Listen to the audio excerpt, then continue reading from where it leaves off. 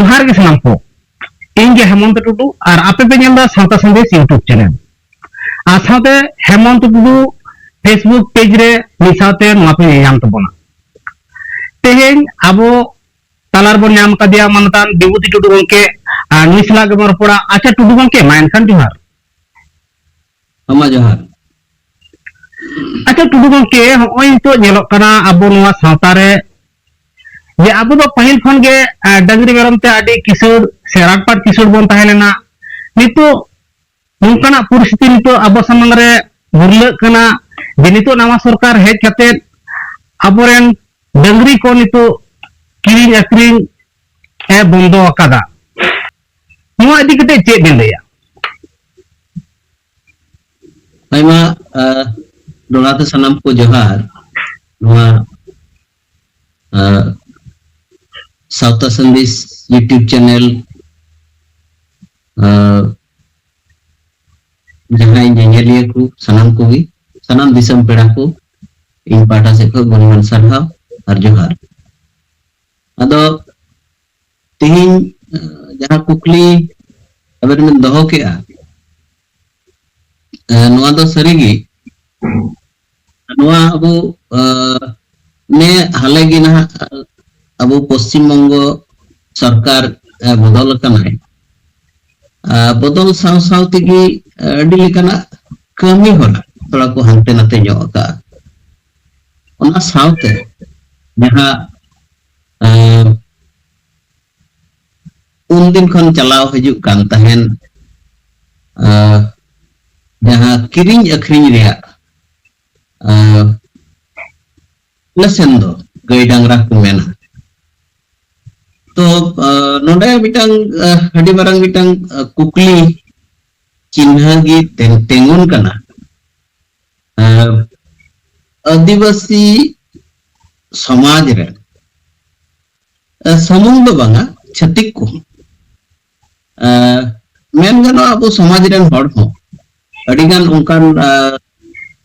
एटा व्यवसाय मान कुमा बांगुन दाड़िया उनते बांगुन चला कना अडिगान हड़गी गई डांगरा मिहु मेरम असुल तलाते अडी लेकना कुकमु उनको को पुरोवा बछर अंतर रे जहान समय जुदी जहाना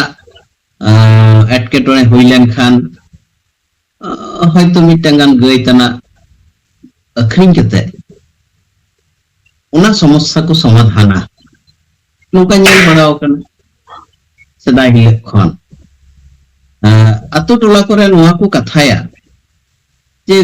गई डांगरा को ओड़ा करे बांग को तहेलेन खान विपद आपद रे मुश्किल रे पड़ाव कना जुदी को तहेनवा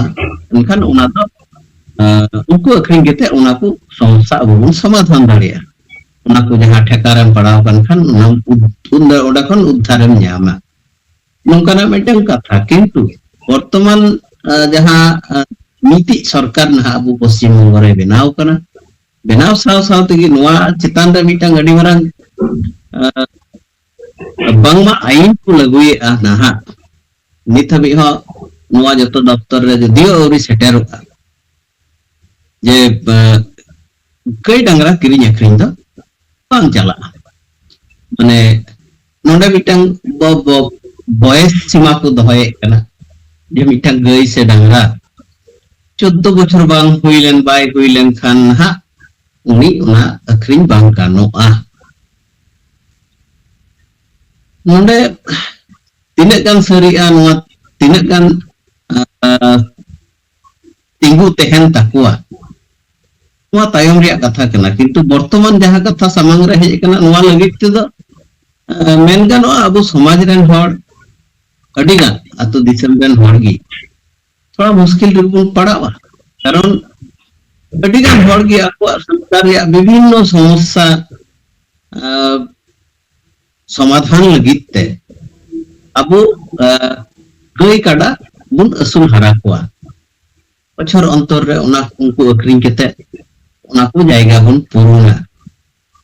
तो नोआ जायगा को नेल लेखान दो नोडे मुश्किल रे अब हा बुन पड़ा कना दाराय दिन रे नोआ रिया चेत हुई दाड़िया जुदी नोंका गे तहेनोआ एनखान दो अबो समाज रेन हर को लगित तो इᱧ मोनेया इᱧ व्यक्तिगत मत लेकाते जे अबो समाज रेन हर तो अडी मुश्किल गे ना बुन पड़ा कना लेका मोने कना अदो विचार जो विषय कना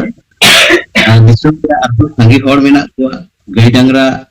असूल दो अबो एकला दो बांगा ताको को असुले को तो जनी नोआ चितान रे आरु को विचार तोड़ाय लेखान पासे नापायोआ नियम मुहूर्त रे जहां कथा को सामांग अगु का ताते तो अबो सांताल जाति सावते एटा को मुश्किल रे को पड़ावा का इंजन मोने कना ठीक अच्छा गंके नोडे नेलो कना अब बनवा बापला रे जहां बारे इतर ना कथा मेना तोना मेनखान तो बारे इतर नवा पश्चिम बांला पोनत रेगे जहां सागवेल थाना रे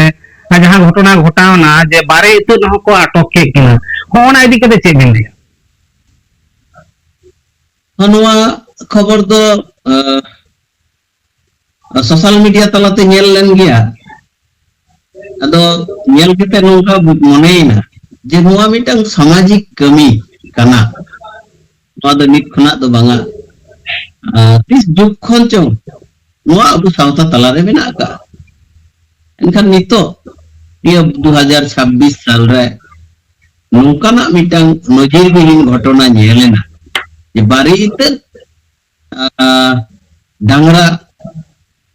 जहां को इदिए किन तहनवा नोंडे पुलिस उनको बाकु सेन चुआ किने बाकु इदी चुआ कोआ तो नोआ नेल केते अडी मारंग मिटंग भावना बुझाविना जे सामाजिक उनितर गई माने 8 बजे तो बाई दी कान थेना उनको अबु सावता रिया जहां नियम मेना उना लेकाते उनको aku को इदी जों कान थेनवा उना हो बांगमा इदी बांग गानोआ अदो नोंका नोआ जुदी नोआ नोंका गी चालू तहेना ताले खान द मेन गानोआ नोडे अडी मारंग मिटंग पॉलिसी को अगुइदा दाराय कान दिन रे अबु अबुआ सावता रे जहां को अरिकली को मेना का नोआ मिटेन हो बांग टिकल तहेन ताबुना सनाम aku लिखाते उनको को परिचालना अचु माने aku सरकार द्वारा परिचालित अबुआ समाज हो नोंकाना मिटंग कौशल से परिकल्पना ना को सामान में कान लेका इन मने काना कारण जुदी उनकाते बांग हुआ ताले उनको ना मिटंग डहार को लेया अबु उना क्षेत्र रे हयतो कथा बुन रोड कना से रोडा अबुरन अडिगान एमपी को एमएलए को मेना का नोआ राज्य सरकार पहाटा से खन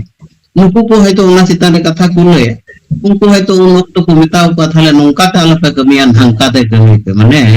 अबुआ समाज रिया तिने गान कमी को मेना उना तो ना हयतो दाराय दिन रे अबु लेकाते बांग हुई तबुना बाबड़ेया जहां लेका अबु को अचु बुना से को चलाव बुना उनका लेका हमको चलाव अचु बुना को ना नोंका ना मिटांग परिकल्पना लेका मोने कना इंदा नोय मोने ठीक अच्छा गंके नोडे जहां नेलो कना नितो सोशल मीडिया तला तेगे जहां न्यामो कना जे अबो नोआ भारत दिसम रे नोंकाना कथा को रका बेदा जे अबो नुकु जहां डांगरी गई सानाम के निदा को जातीय पशु लेकाते बोन मानाव को मा नोआ दो तुरु का दाबी मेनखान जातीय पशु यदि को मानाव कोआ ताहले खा ओना इदी केते चे बेन लिया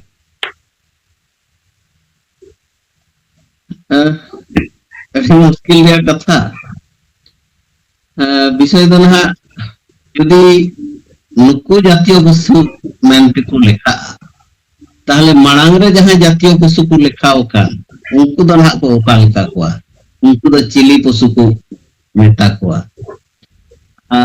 यदि नुकु जातीय पशु मेनते को लेखा ताहले खान मा नुकु ओड़ा रे असुर हो बांग गानोआ माने तल हो बांग गानोआ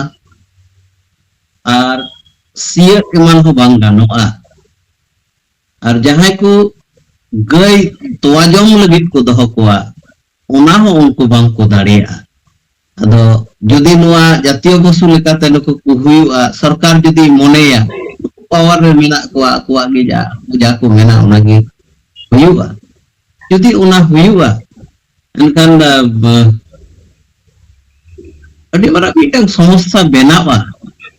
अबु दिसम रे मेन गनोआ मनमी खन ज्यादा नहा गई डांगरा गे को दाणा बड़ाया माने उनको सांगे आना अदो जहां गे को मेने कान হয়তো নোয়া বাং পূরণ তাকুয়া নোয়া বাং সাকসেস হোয়া এনকান নিতো জাহাं লেকা পরিস্থিতি যে হাট বাজার রে বাং কিরিং আখরিং গানোa যদি নংকানা কথা সামাং কেতে কো দারাই দিন রে নুকু তাড়ামা নুই সরকারে তাড়ামা এনকান ওনা পরিস্থিতি ᱫᱚ ᱦᱤᱡᱩᱜ ᱠᱟᱱ ᱜᱮᱭᱟ যে মানমি খন ᱡᱟᱫᱟ ᱱᱟᱦᱟᱜ ᱜᱟᱹᱭ ᱰᱟᱝᱨᱟ ᱜᱮ ᱱᱚᱣᱟ ᱠᱚᱨᱮ ᱠᱚ ᱫᱟᱬᱟ ᱵᱟᱲᱟᱭᱟ কারণ গাই ডাংরা যদি কিরিং আখরিং বাং হুᱭᱩᱜᱼᱟ মিমিত ওড়াᱜ রে सांगे गई डांगरा मेना का कुआ